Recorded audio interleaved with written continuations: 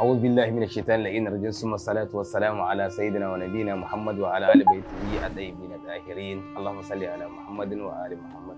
Kamar yadda muka fara zantuka lokaci ya mana halinsa muke cewa misali yayin da mutum ya samu rudu ko kuma rikici akan wani abu to dole ya koma ne zuwa ga Allah da manzonsa, har inda Allah yake cewa misali idan muka yi ja'in za akan wani al'amari to muna mai da al'amarin zuwa ga Allah ga manzonsa.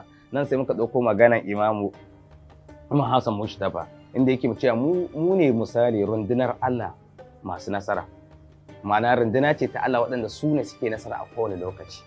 Ko da misali kaga ana zalunta su ana rusa su to za ga su din ne suke nasara akan wani abu akan kowane irin al'amari, domin mi gaskiya yana tare da su ahlul baiti alaihi salatu wassalam.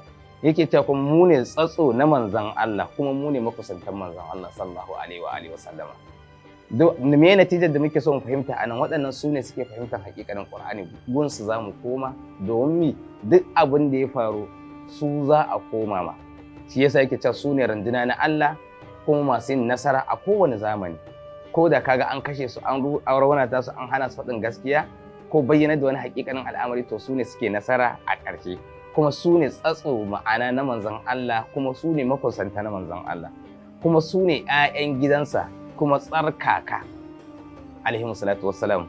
Yake cewa misali kuma su ne ɗaya daga cikin nauyaya guda biyu da Allah annabi Muhammad sallallahu alaihi wasallam yake ya bar ma al'umma. Misali yake cewa na bar muku nauyaya guda biyu, na farko yake littafin Allah da iyalan gidana.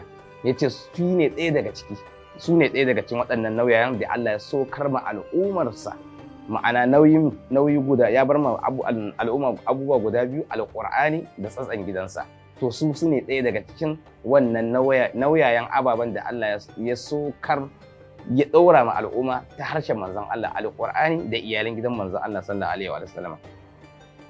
Yake cewa misali duk abin da misali kuma su suke tafsirin kowane irin abu, misali ƙur'ani ne ko wani abu duk suke tafsirin sa. Har yake cewa misali la ya'tihi al-batil min bayni yadihi wala min khalfi. Misali in ka ɗauki ƙur'ani ba wani barna da zai iya shiga ƙur'ani ta gaba ko ta ba, haka su ma ba wani barna da zai iya shiga waɗannan a'imma alaihi salatu wassalam.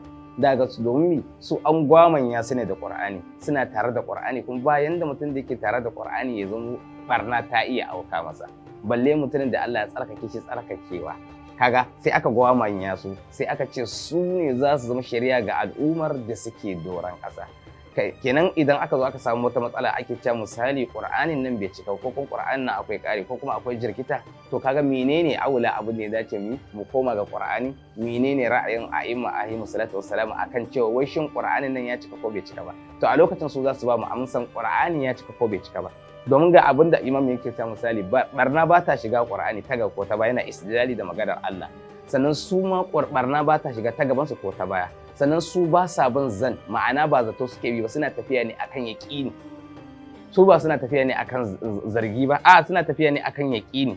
Suna tafiya ne akan yaƙini da haƙa'i, dukkanin abin da suna tafiya ne akan yaƙini ala basiratin, kuma da haƙiƙanin al'amuran haka suke tafiya akai, ba suna tafiya ne akan zato ba. Kaga su kenan da'an su wajibi ne, da'a a gare su wajibi ne, kamar yadda ya zama misali Allah ya gwamanya da'ar annabinsa da shi wajibi ne, to haka Allah ya gwamanya da'ar su ga al'ummar musulmi dole ne, wajibi ne. An farranta wannan farilla ne ga wajibi ne ga dukkanin musulmi ya bi su, domin su ne limaman shari'a. Sai dai idan mutum bai so ba zai iya cewa baya bi, ya canza ko kuma yana inkarin abu.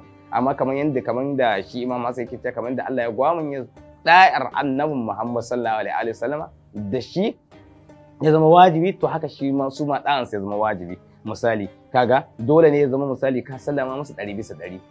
Su za su shirya da kai, su za su nuna maka menene annabi yake nufi da kaza, kuma hadisin nan ingantacce ne ko ba ingantacce ne ta gunsu za ka sani, domin su suka fi kowa sanin kowa, su suka fi kowa sanin annabi akan kowane irin mutum. To ashe idan muna buƙatar shari'a za mu koma ne gare su.